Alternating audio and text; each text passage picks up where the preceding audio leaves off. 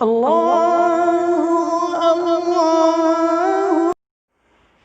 ایک نوجوان صحابی جسے لوگ ماعز کے نام سے جانتے تھے، ان کی شادی مدینہ منورہ میں ہوئی تھی۔ ایک دن شیطان نے انہیں پھسلایا، انہیں انصار کی لونڈی پر مائل کر دیا اور راہ حق سے ہٹانے کی کوشش کی۔ حضرت ماعز رضی اللہ عنہ شیطان کے جال میں پھنس گئے اور اس لونڈی کو تنہائی میں لے گئے۔ اب یہ دونوں تھے اور تیسرا ان کے درمیان شیطان تھا۔ شیطان برائی کو ان دونوں کے لیے نہایت خوبصورت اور پرکشش بنا کر پیش کر رہا تھا۔ وہ دونوں بہک گئے اور جوانی کی طغیانی کا شکار ہو گئے۔ جب حضرت ماعز اپنے جرم سے فارغ ہوئے تو شیطان نے اس کا ساتھ چھوڑ دیا۔ اب وہ پھوٹ پھوٹ کر رونے لگے اور اپنے نفس کا محاسبہ کرنے لگے۔ گناہ کی آگ ان کے دل کو جلانے لگی۔ وہ بے قرار ہو کر روحانی طبیب اللہ کے نبی صلی اللہ علیہ وسلم کی خدمت میں آئے اور آپ کے سامنے کھڑے ہو گئے۔ احساس گناہ انہیں تڑپانے لگا۔ کہنے لگے، اے اللہ کے رسول صلی اللہ علیہ وسلم، زنا ہو گیا ہے، مجھے پاک کر دیجئے۔ نبی کریم صلی اللہ علیہ وسلم نے ان کی طرف سے منہ پھیر لیا۔ وہ دوسری جانب آ گئے، بولا، اے اللہ کے رسول، میں شیطان کے جھانسے میں آ گیا، زنا کر بیٹھا، مجھے پاک کر دیجئے۔ نبی کریم صلی اللہ علیہ وسلم نے فرمایا، تجھ پر افسوس ہے، واپس چلا جا اور اللہ تعالیٰ سے اپنے گناہ کی معافی مانگ اور توبہ کر لے۔ وہ تھوڑی دیر بعد پھر آ گئے۔ گناہ کی آگ نے ان کا آرام چھین لیا، وہ صبر نہ کر سکے۔ نبی کریم صلی اللہ علیہ وسلم نے اس کے بارے میں حکم دیا کہ اسے یہاں سے نکال دو۔ اسے نکال دیا گیا۔ وہ چوتھی مرتبہ پھر چلے آئے۔ نبی کریم صلی اللہ علیہ وسلم نے لوگوں سے پوچھا، کیا یہ دیوانہ ہے؟ لوگوں نے کہا، اللہ کے رسول، ہم نے اس میں ایسا کوئی مرض نہیں پایا ہے۔ آپ نے فرمایا، شاید اس نے شراب پی ہوئی ہے، اس لیے ایسی حرکتیں کر رہا ہے۔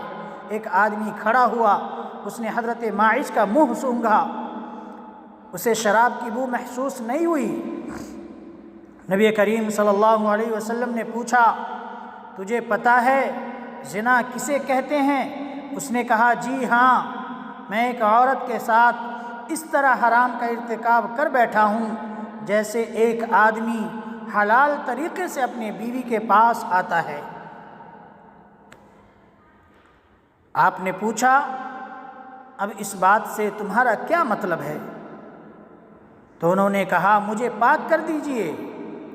نبی کریم صلی اللہ علیہ وسلم نے مکمل تفتیش کرائی، جرم ثابت ہونے پر حد جاری فرمائی۔ آپ نے حکم دیا اور انہیں سنگسار کر دیا گیا۔ جب ان کی نماز جنازہ پڑھی گئی اور انہیں دفن کر دیا گیا تو نبی کریم صلی اللہ علیہ وسلم دو آدمیوں کے پاس سے گزرے۔ وہ آپس میں باتیں کر رہے تھے کہ دیکھو، اس آدمی پر اللہ نے پردہ ڈالا تھا، لیکن اس نے اپنے آپ کو خود ہی ہلاکت میں ڈال لیا، حتیٰ کہ اسے پتھر مار مار کر یوں ہلاک کر دیا گیا جیسے کتے مار دیے جاتے ہیں۔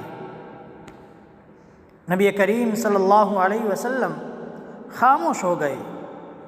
پھر تھوڑا چلے، آگے ایک مردہ گدھا پڑا ہوا تھا۔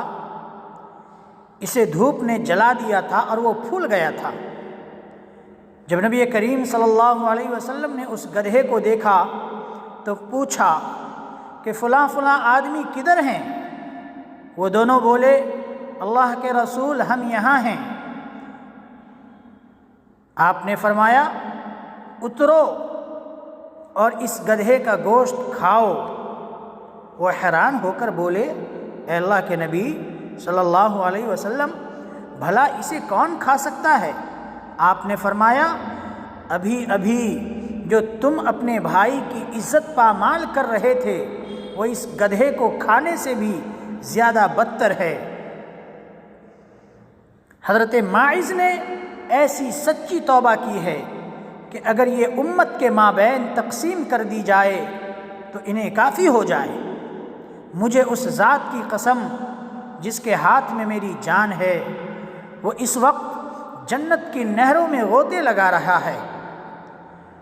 خوشخبری ہے ماعز بن مالک کے لیے، وہ جوانی کی بھول کا شکار ہوئے اور اپنے رب کے درمیان پڑے ہوئے پردے کو پامال کیا اور گناہ نے اسے چین سے بیٹھنے نہ دیا، تو انہوں نے ایسی توبہ کی اگر امت کے درمیان تقسیم کر دی جاتی تو تمام لوگوں کے گناہوں کی معافی کا ذریعہ بن جاتی۔ تو میرے محترم بزرگوں دوستو، اس پیغام کو دوسروں تک پہنچائیں تاکہ اللہ تعالی کسی کی زندگی کو آپ کے ذریعے سے بدل دے۔ اللہ تعالی ہمیں عمل کی توفیق عطا فرمائے۔